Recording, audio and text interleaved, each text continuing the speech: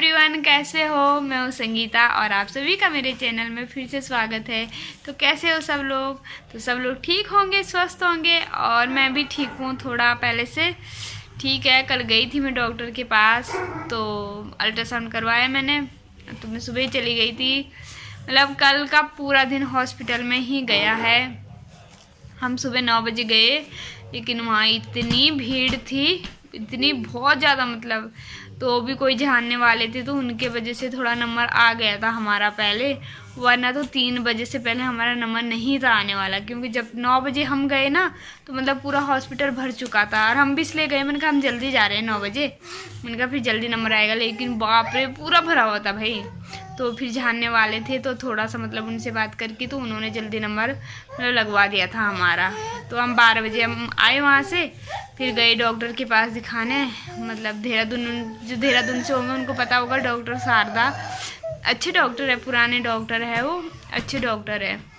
तो फिर मैं उनके पास गए, फिर वहाँ गए, वहाँ इतनी भयंकर भीड़, क्योंकि उन्होंने मंडे को नहीं देखा कि किसी भी मरीज को नहीं देखा। पता नहीं गए हुए थे कहीं की क्या, तो वो बोल रहे थे वो नर्स कि नहीं देखा किसी को नहीं, इसलिए आज इतनी ज़्यादा है। वैसे तो उनके यहाँ भीड़ ही रहती है, लेकिन बहुत ही ज़्यादा भीड़ थी मंगलवार को जब हम गए। तो फिर जब हम गए तो फिर हमने किया, हमने नंबर लिखवा दिया, फिर हम घर आ गए। उन्होंने कहा कम से कम 2-3 घंटे लग सकते हैं। तो फिर हम अर्नब को मैंने घर पे ही छोड़ रखा था और उसको फ़ोन दे रखा था। अब क्योंकि अब 2-2 बच्चों को कहाँ घुमाते फिरे, क्योंकि अब ये टेस्ट कराओ वो टेस्ट कराओ, कभी कहीं भेजते हैं कभी कहीं। तो बाबू को तो ले जाना मजबूरी है, क्योंकि घर में कोई नहीं है, तो बाबू को तो अब नहीं छोड़ सकते। तो अर्नब को बेचारे को छोड़ दिया हमने घर पे ही। तो हमने मतलब बोला था पड़ोसियों को कि ध्यान रखना है, ऐसे हमने अकेले छोड़ रखा है, हम डॉक्टर के पास जा रहे हैं। तो फिर हम नंबर लिखवा के घर आ गए। फिर खाना घर के 1 बजे घर पहुँचे होंगे हम, खाना वाना खाया, फिर 2 बजे बंद हो जाता है वो।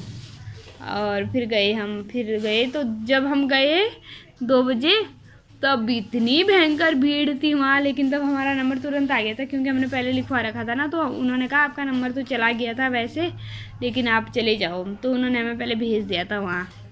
तो बस मैंने डॉक्टर को दिखाई, तो दर्द तो मेरे अब नहीं है, दर्द तो ठीक है। तो अब उन्होंने मुझे 15 दिन की दवाई और दी है, कह रहे पहले से थोड़ा ठीक है, और अब थोड़ा हल्की दवाई दी है। मैंने उनको कहा, मैंने कहा मैं दवाई खाती हूँ ना, मुझे चक्कर आते हैं, बहुत नींद आती है। तो उन्होंने कहा हाँ होता है, क्योंकि हार्ड दवाई थी वो बहुत।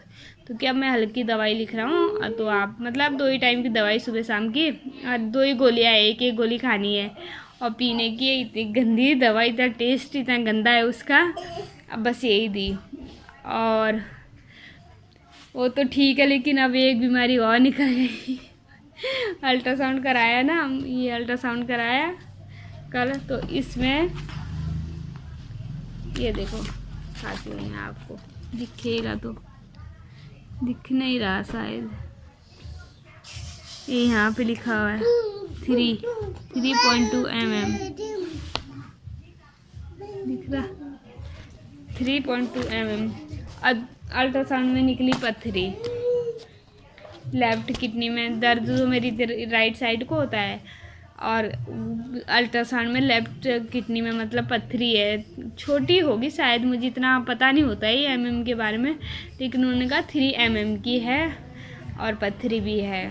तो एक बीमारी को दिखाने गई तो 2 बीमारियां निकल गई। यही है आजकल, बस डॉक्टर के पास जाओ ना कुछ तो निकलेगा ही निकलेगा भाई। तो अब देखते हैं। तो अभी तो उन्होंने मुझे कहा पथरी का आप अभी रहने दो, बस पानी वानी पियो, परहेज करो, और उसका अभी यही दवाई ले लो 15 दिन की, उसकी अल्सर की, अभी आप यही खाओ। तो अब क्या करें, अब खा रही हूँ, उसके बाद देखते हैं पथरी का क्या होता है क्या नहीं। और आप लोग भी बताना कोई आयुर्वेदिक दवाई हो ऐसी जैसे गल जाए पथरी, क्योंकि बोलते हैं कि गल जाती है, मतलब गल भी जाती है पथरी की, निकल भी जाती है खुद से ही। तो आप लोग बताना प्लीज़, अगर आप लोगों को पता हो कोई ऐसी मतलब जड़ी बूटी जिससे निकल जाए तो प्लीज़ बताना, क्योंकि मैं इतनी परेशान हो गई हूँ दवाई खा खा के। मतलब मुझे हर साल कुछ ना कुछ होता ही है, मैं इतनी दवाइयाँ खाती हूँ कि पूछो मत। तो अब मुझे बिल्कुल भी दवाई नहीं खानी है।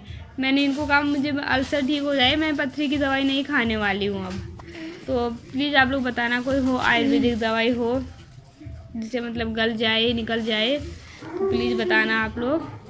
तो बस बहुत सारी बातें हो गई और मैं ना आजकल बहुत दिनों से ब्लॉग भी नहीं बना पा रही हूँ ढंग से, क्योंकि होता है ना जब खुद की तबीयत ठीक नहीं होती तो किसी भी काम करने का मन नहीं होता है। तो अब मैं सोच रही हूँ चलो अब डेली ब्लॉगिंग करूँगी, अब कोशिश करूँगी, क्योंकि पहले अपने स्वास्थ्य देखना है, खुद ठीक हो तभी हर चीज़ हर काम होता है, मन भी करता है तभी काम करने का। तो कोशिश, तब दर्द तो ठीक है, अब तब देखते हैं आगे क्या होता है। तो प्लीज़ गाइस सब्सक्राइब कर दिया करो, क्योंकि मैं इतने सारे चैनल मतलब डन करती हूँ, सबको सब्सक्राइब करती हूँ, मुझे रिटर्न कोई भी नहीं करता है। तो बोले ऐसा मत किया करो, जब आपको कोई करता है तो आपको भी करना चाहिए। मुझे अगर कोई करता है ना इधर सब्सक्राइब, वो मुझे कहता है 24 आवर्स के बाद करना, तो मुझे ना मतलब टेंशन रहती है कि मुझे उनको रिटर्न करना है मतलब वो रहता है कि नहीं भाई उन्होंने किया है तो मुझे उनको रिटर्न करना है। तो प्लीज़ आप लोग भी कर दिया करो। बस तब मिलते हैं कल एक अच्छे से ब्लॉग के साथ मिलेंगे अब। बस तब तक बाय बाय।